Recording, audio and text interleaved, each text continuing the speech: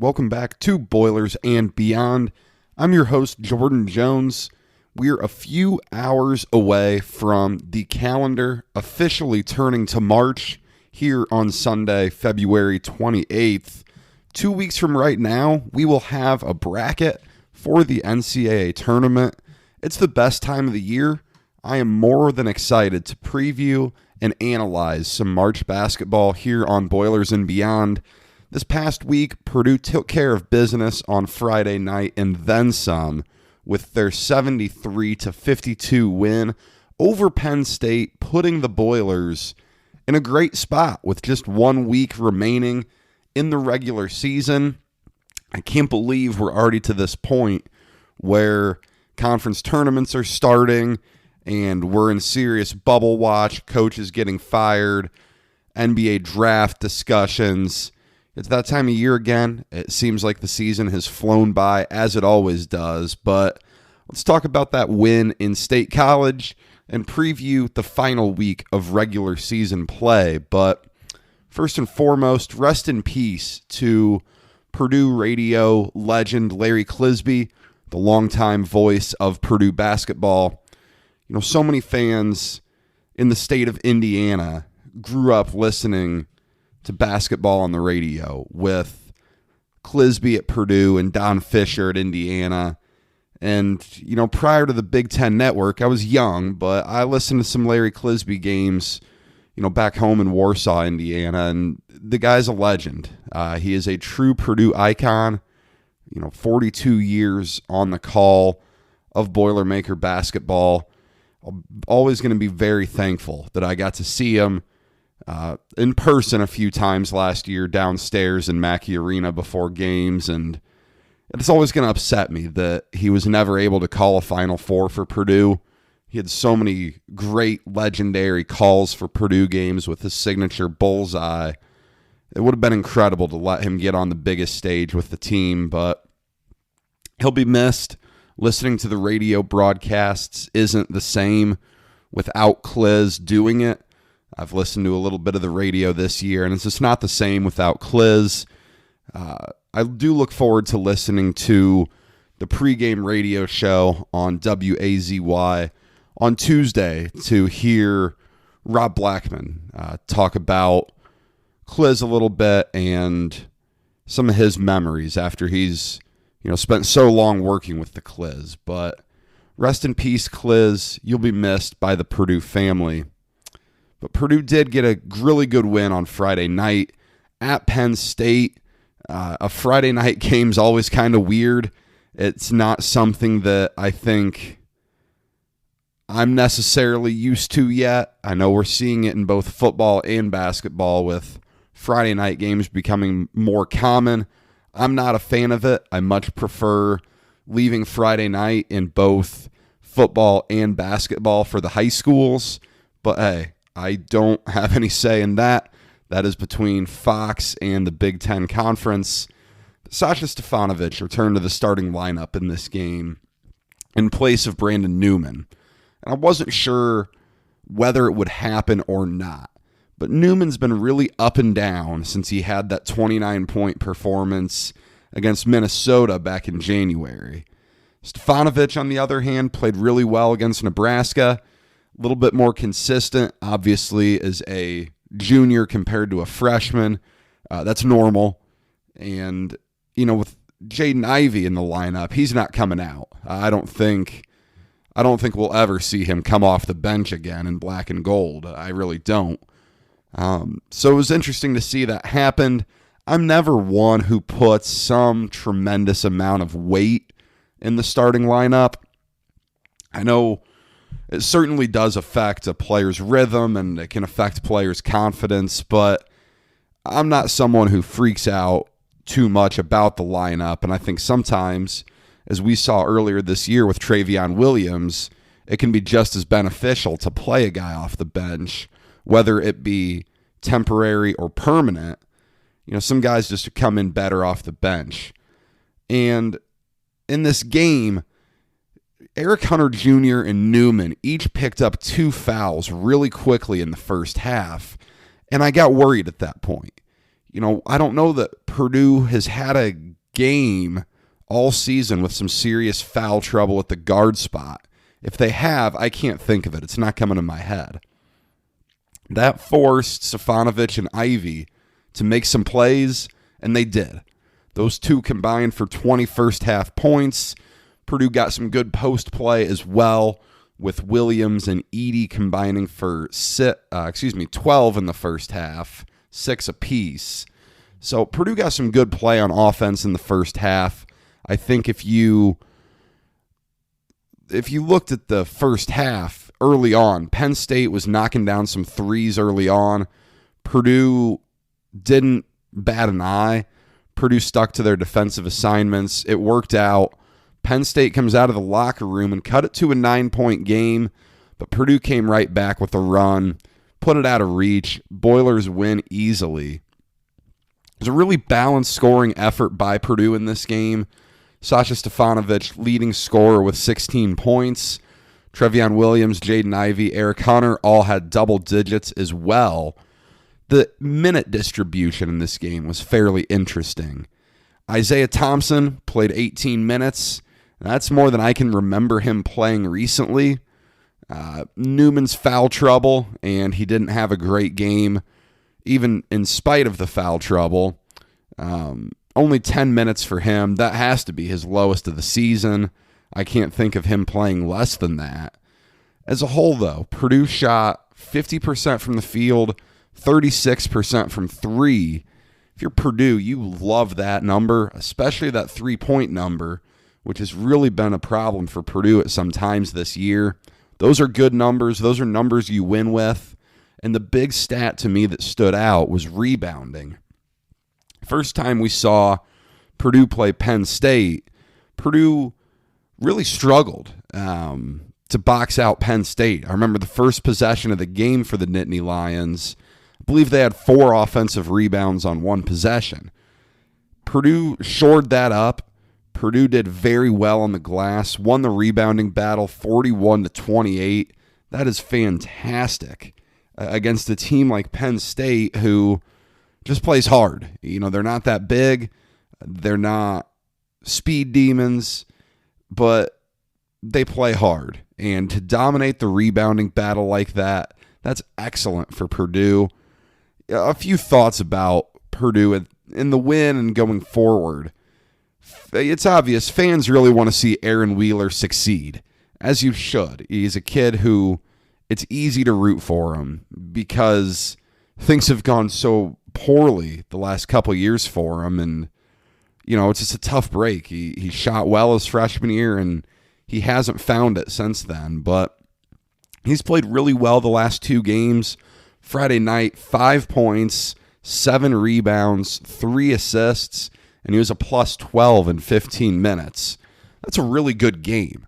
You know, you're active on both ends with that 7 rebounds number, with that 3 assists number.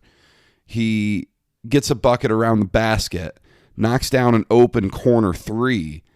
When Wheeler's able to be productive, Purdue's a much better team. And when I refer to Wheeler being productive, I don't mean that he needs to score 10 points. I don't even mean that he needs to score. But when you're able to have those 7 rebounds and 3 assists and be a plus 12, that's all really productive stuff. That's really good. And I tweeted about that on Friday. A lot of fans of Aaron Wheeler seem to like it a lot. I stand by it, though. The way he plays is so important for Purdue because he gives you another layer off the bench of someone who can go rebound, of someone who can guard the 4 and 5 spot, and he isn't usually left completely wide open to shoot. So if you're Purdue, you really want to see him playing well, and you got to feel good about yourself when Aaron Wheeler is playing well. Another game where Sasha Stefanovic's evolution was on display as much as you'll ever see. He really has gotten better every year he's been at Purdue. And I watched him in high school. His junior year, played Warsaw in the Michigan City Regional Championship, and then a regular season game his senior year. I wasn't always sure that he was Big Ten material. Clearly, I was wrong. That's why Matt Painter is handing out the scholarships, and I am sitting here behind a microphone talking about it. But we've seen him get better. He comes in, he redshirts, obviously. That team didn't need him by any means. But after his freshman year, he was good at shooting in place, but that was really about it. So he gets better at shooting on the move, coming off a screen, somewhat setting his feet and putting one up. He got a lot better at that before his sophomore season. Then after his sophomore season, when we see much more potential from him, he has some really good games last year, hit some big shots against Minnesota and Northwestern. This year, he got so much better at putting the ball on the floor and making plays, to the point now that's been his best offense in some games this year. The Ohio State game in Columbus, Friday night in State College, those are two games right there where Stefanovic didn't shoot the ball great, but he was able to be so productive because of his increased ability to put the ball on the floor. Only 2 for 6 from 3, 3 for 3 inside the arc, 4 of 5 at the stripe. He's just making plays, and getting 16 points out of that when you don't shoot well is really, really good stuff. And that has helped him so much as he's come back from COVID. You're not shooting for a long time when you go through COVID and have to isolate. Then he comes back, and the shooting isn't necessarily there right away. But now with Stefanovic being able to put the ball on the floor and go make a play around the basket, that opens up your game so much more. And it's been huge for this team. And with this team, that's 2 straight comfortable wins on the road for a young team. I don't care that it's Nebraska and Penn State, 2 of the bottom 4 teams of the conference for sure, but I don't care. Those are good wins. And when you're a young team, especially the Friday night game, that's not an ideal time to be playing. You're a fairly long flight away into State College. It's not an ideal spot to be playing a game with a young team, and Purdue didn't show any signs of worrying about that. Purdue just came out and played really well. The Bryce Jordan Center as a whole is a place where Purdue has not played well.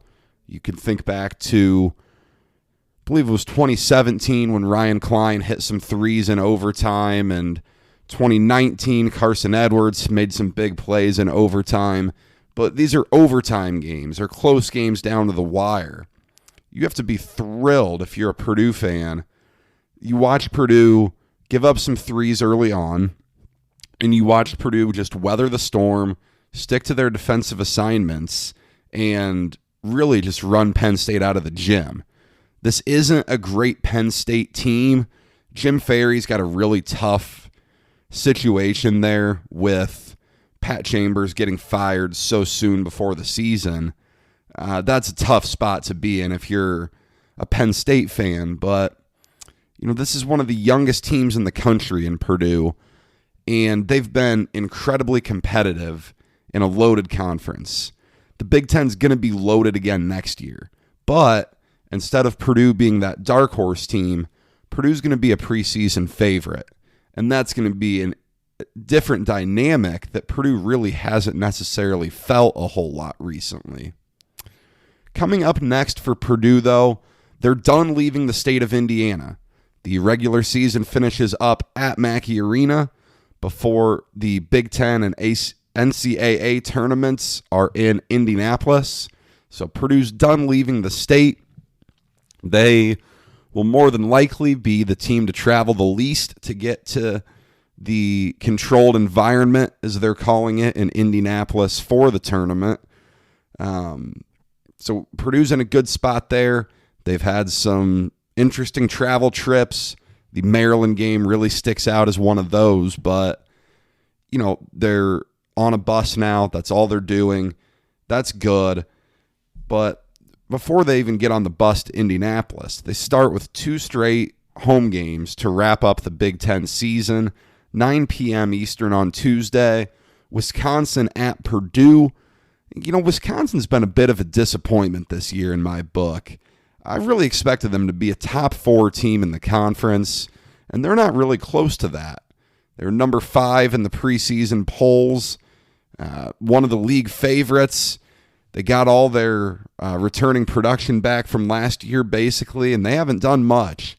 They nearly pulled off a comeback against Illinois on Saturday that would have changed some things.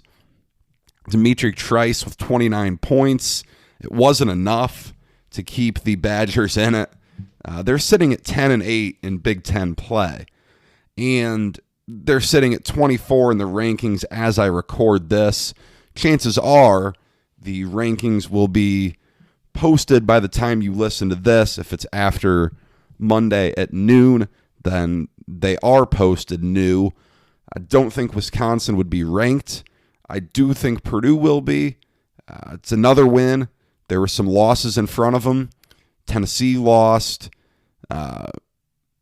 Missouri, I can't remember if Missouri was ranked right ahead of them or not, but Missouri lost. Wisconsin lost. Purdue should be in the rankings, I think.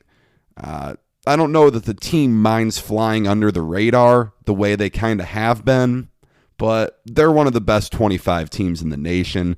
You can't convince me otherwise on that.